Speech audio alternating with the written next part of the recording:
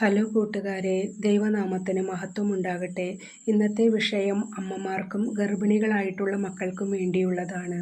എൻ്റെ മൂത്ത മോളെ പ്രഗ്നൻ്റ് ആയ സമയത്താണ് ഞാൻ ഈശോയുമായി കൂടുതൽ അടുക്കുന്നത്. ആ സമയത്ത് എനിക്ക് ഒത്തിരി ശാരീരികമായ ബുദ്ധിമുട്ടുകളൊക്കെ ഉണ്ടായിരുന്നു. എന്നാൽ പോലും ഞങ്ങളുടെ വീടിൻ്റെ അടുത്തുള്ള ധ്യാനകേന്ദ്രത്തിൽ പോയിരിക്കും, കുറേ നേരം പ്രാർത്ഥിക്കും. വിശുദ്ധ കുർബാന ഒരിക്കലും മുടക്കാറില്ല. എന്നോട് എല്ലാവരും ചോദിക്കും, എന്തിനാണ് ഈ വലിയ വയറൊക്കെ വെച്ച് പള്ളിയിൽ പോകുന്നതെന്ന്.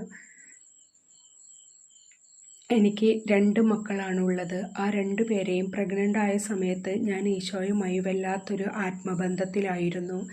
എനിക്ക് സന്തോഷം വന്നാലും സങ്കടം വന്നാലും ദേഷ്യം വന്നാലും ഞാൻ ഉടനെ പള്ളിയിൽ പോയിരിക്കും.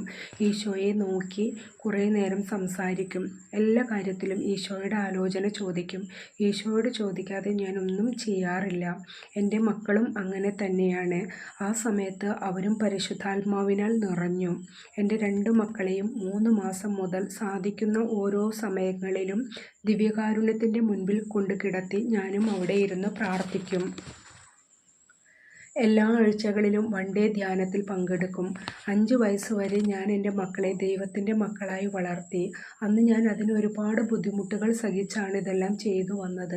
പക്ഷേ ഇന്ന് അത് എനിക്ക് അഭിഷേകമായി, അനുഗ്രഹമായി കർത്താവ് തിരിച്ചു തന്നു. കാരണം എൻ്റെ മക്കൾ മൂലം ഞാൻ എവിടെയും നാണം കെടാൻ കർത്താവ് അനുവദിച്ചിട്ടില്ല. അവർ മൂലം ഞാൻ മറ്റുള്ളവരുടെ മുമ്പിൽ അഭിമാനത്തോടെ നിൽക്കാൻ കർത്താവ് പലതവണ അനുവദിച്ചിട്ടുണ്ട്.